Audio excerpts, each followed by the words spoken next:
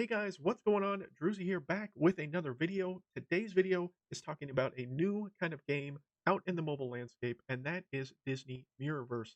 So Disney Mirrorverse is an RPG, slight roguelike, slight ARPG style game in which you have three guardians or three characters fighting against three enemy style characters in kind of a mash between the Disney universe and the crystallized or the Mirrorverse is the basic central focus of this game.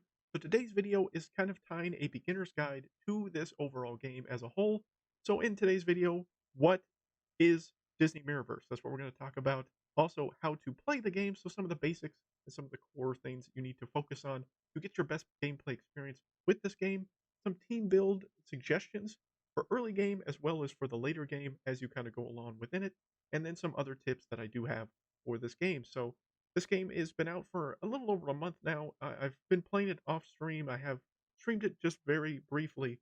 Decided to make some video content as kind of a beginner's guide, kind of a guide for anyone that's new and interested in playing this game for the first time. So I have been playing this game again for about a month now at the time of recording this.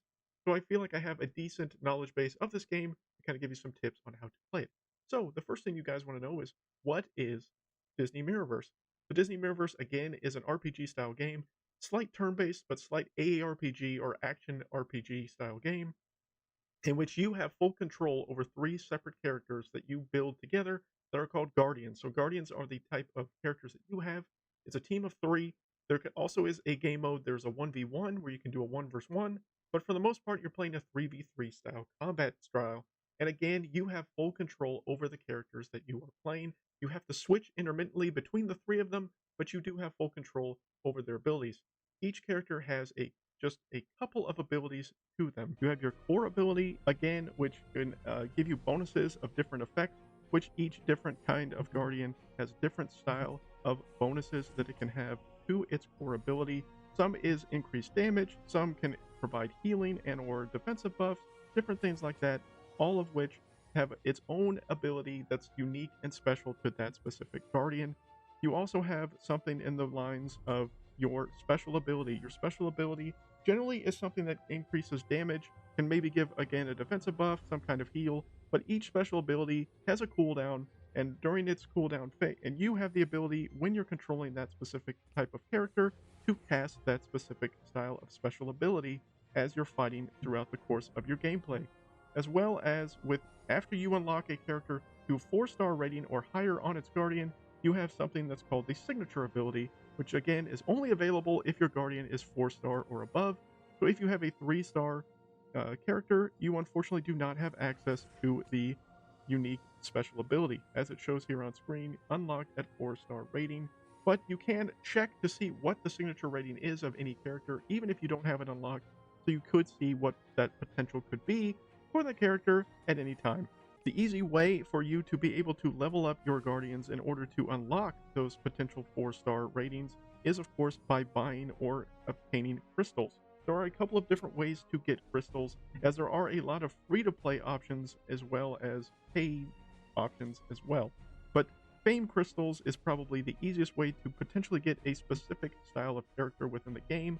So there are a couple of new characters that have been added. I will do a video on that in the near future as far as those specific characters. There are things called timekeeper crystals, which you can do as far as on a regular basis. There are 4 different types of time-sensitive crystals. There is a 2-hour, a 4-hour, an 8-hour, and a 12. You can select which one you want to do at any time, and then select those. But there is no way to speed the process of them up, so you have to wait the full duration of time in order to unlock those crystals. But each crystal has the ability to unlock a couple of different things, and it can kind of show you primarily what is available to it within the info screen. You could potentially get a 3-star character or above, and you could also get things like gold coins and other utilities that's really useful for you while you're playing this game. This game exclusively only has PvE style content. There is currently no PvP style component to this game at the current state of the game. There is a story mode with up to 8 chapters, as 8 chapters were recently unlockable within the game structure.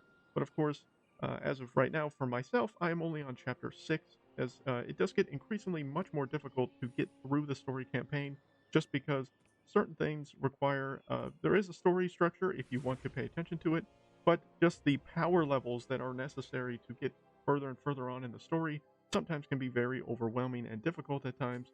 But there are things like where it'll tell you what the boss is, and there are special objectives to do to get multiple star ratings to be able to farm these specific events and or activities, which you can do as many times as you want once you have fully unlocked it, as well as bonus rewards that you can get for first-time completions of all activities in the game, both for campaign as well as the variety of other things that are available to you.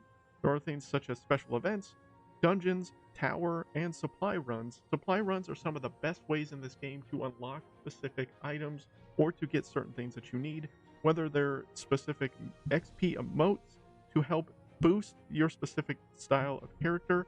There are gems. Gems are necessary for leveling up your guardians to next.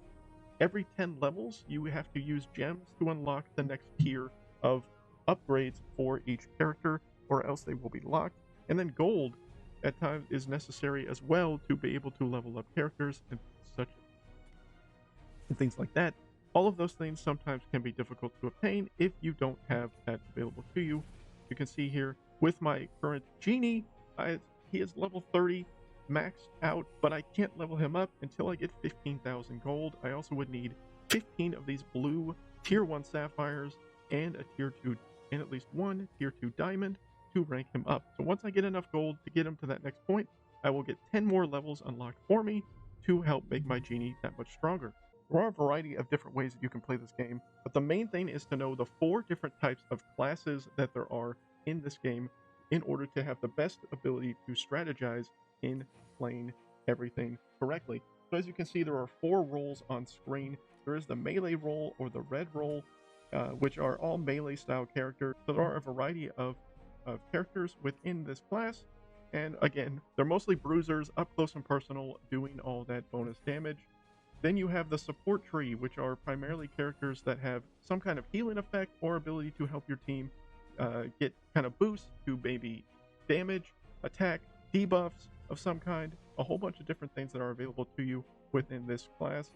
This is probably one of the more important and underrated classes in the game. The support class is always very important in keeping your team alive and helping you throughout the grind that is this game of getting all the sorts of things that you need to do within it. The range class is pretty self-explanatory. It is a range-focused style group, so they obviously do damage from range. They have both magical and physical style focuses on their range abilities. So some of them have a more magical focus, someone along the lines of maybe a Tinkerbell, who actually does some kind of solar pixie dust style basic attack, which is magic focus, as well as Maleficent as well does some kind of ranged attack that also is focused on poison, as well as other things, so it does do damage that way through kind of a magical version of range damage. Then you have something along the tank tree, which the tank is self-explanatory. They're your class to be upfront and personal, soak up as much damage as possible, lots of potential deep stacking, defensive buffs, and a whole bunch of other things. Genie has a cool ability where he can actually go immune for a period of time, which is very nice. Gets a defensive buff, gets some armor buffs, and with his cosmic ability, his core ability activates, and he can, within his core ability, he can get an indestructible buff, which in that case, once he drops below certain tiers of health, he basically becomes invincible to damage for a brief period of time, and then gains armor stacks on top of it once he gets out of his indestructible buff. As far as team builds are concerned, I would suggest in every encounter having a tank at all times. Certain encounters may have restrictions to where you want certain tanks to help you get kind of better buffs or bonuses, but I definitely would suggest to have a tank at all times, kind of up to your personal preference and or your abilities. In the early game, you will get Sully very early on. Sully is actually a pretty solid tank to have in the very beginning of the game. He can soak up quite a bit of damage. His slam ability basically allows him to knock back enemies and stun them, as well as do quite a bit of damage with plus 600% damage.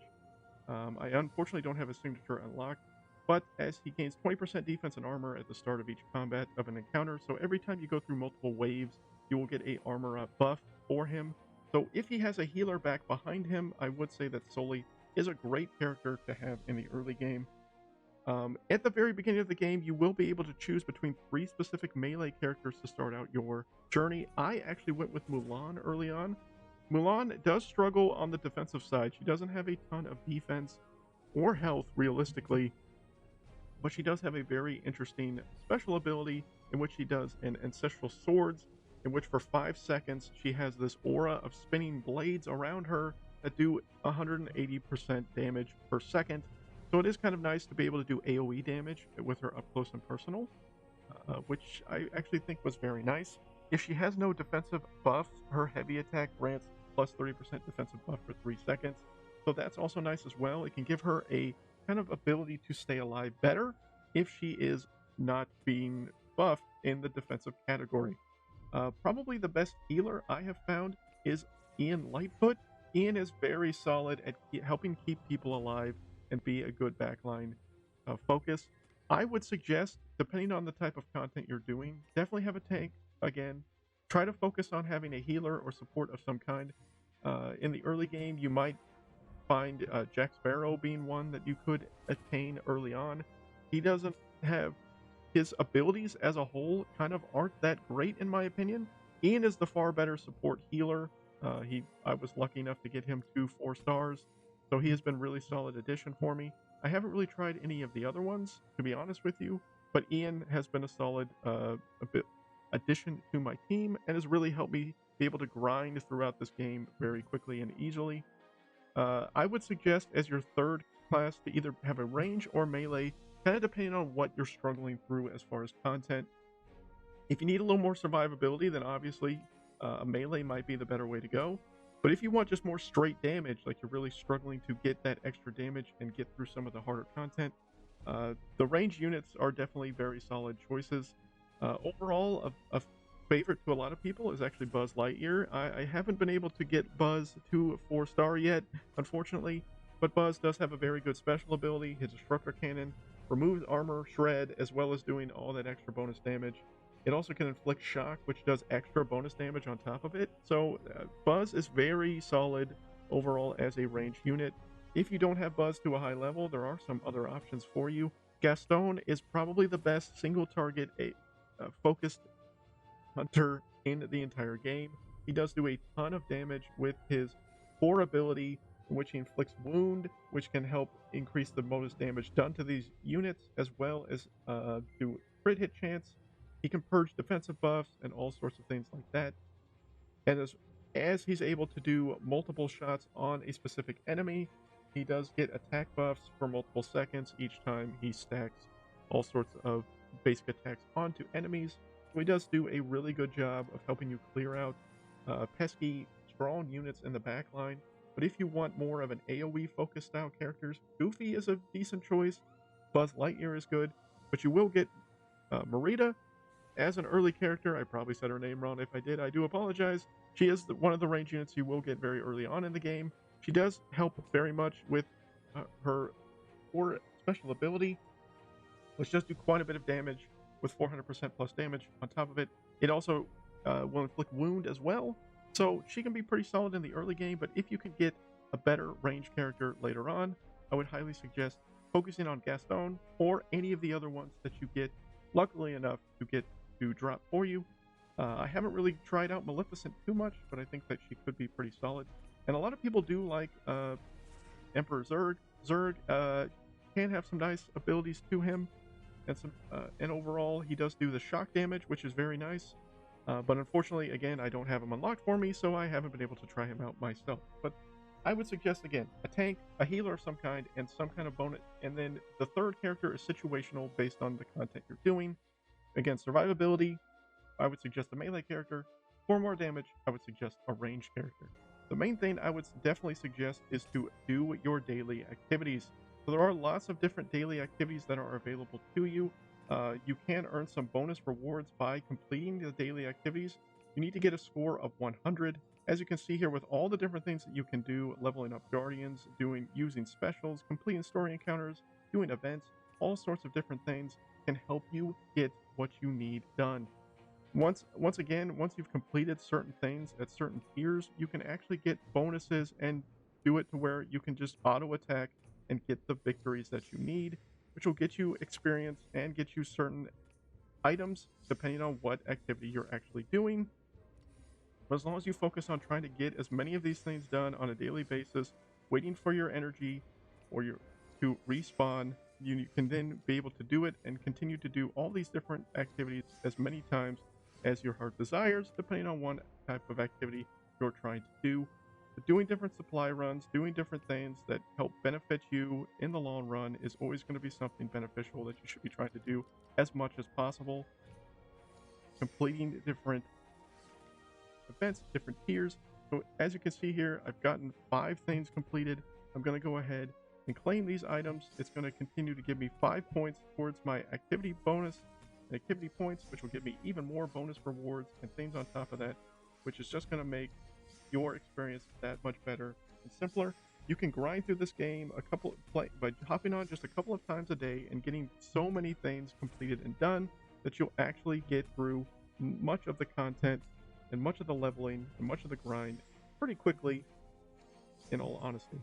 So I would just suggest, again, to focus on getting your daily activities done, trying to do as many of them as you possibly can every single day.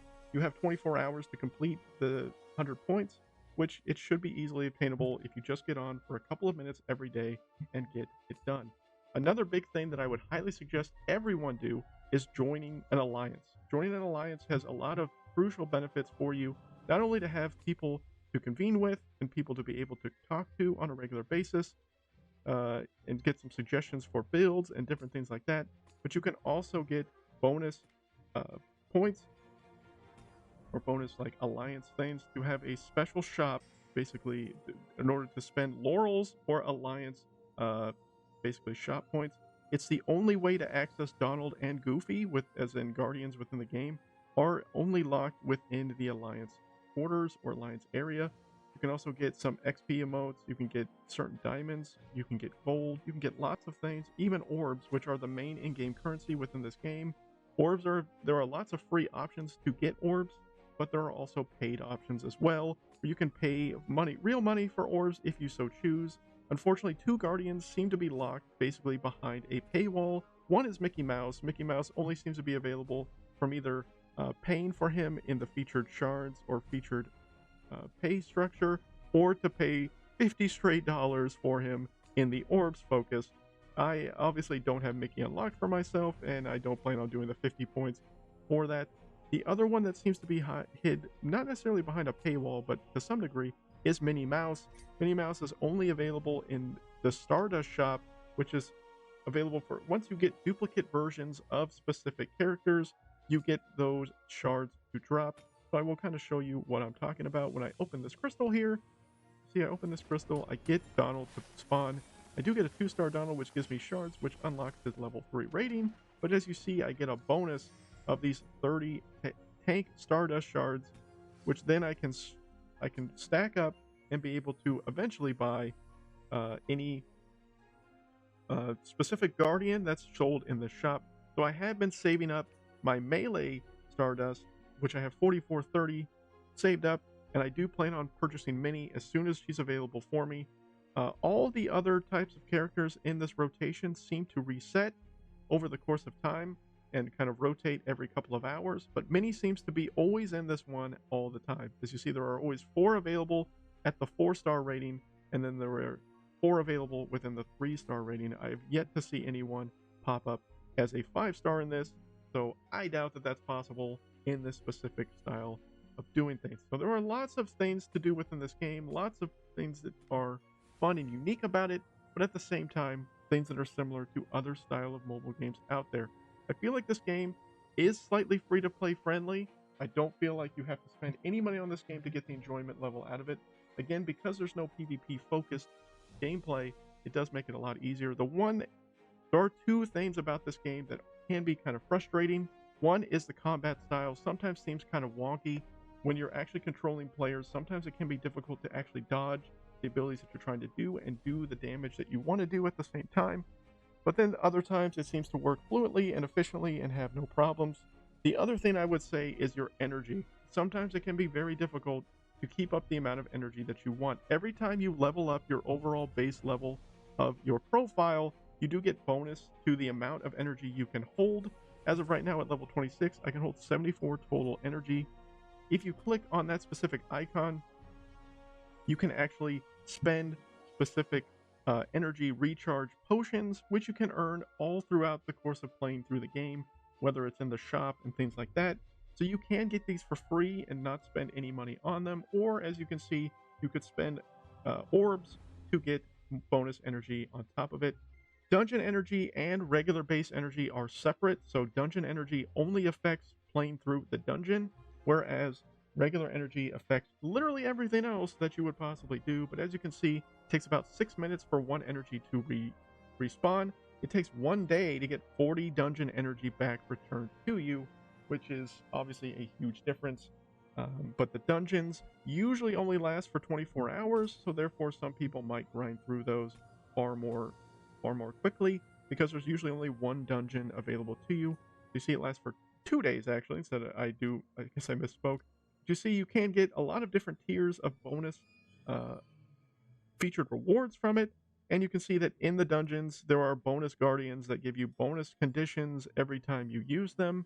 There are a bunch of different things that can happen. You can also have a dungeon store to increase your energy regain through playing the different tiers and things like that. So as you can see, guys, quite a bit of stuff to do here within Disney Mirrorverse. Hopefully you learned a few things about what this game has to offer to you in this video today. Hopefully this video doesn't drag on for too long. I'll try to cut out as much as I possibly can, but I wanted to try to give you the best beginner experience you could possibly have while playing Disney Mirrorverse.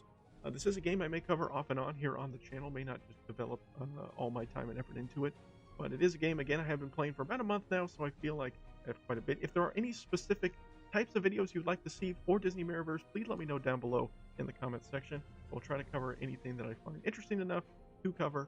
But thank you guys so much for watching this video. Hopefully you found this video helpful. If you did, please let me know down below. Either a like, either a comment, something along those lines would greatly help me, and I would appreciate it. Thank you so much for watching. Hope you have a good rest of your day. And until next time, guys, you know who it is.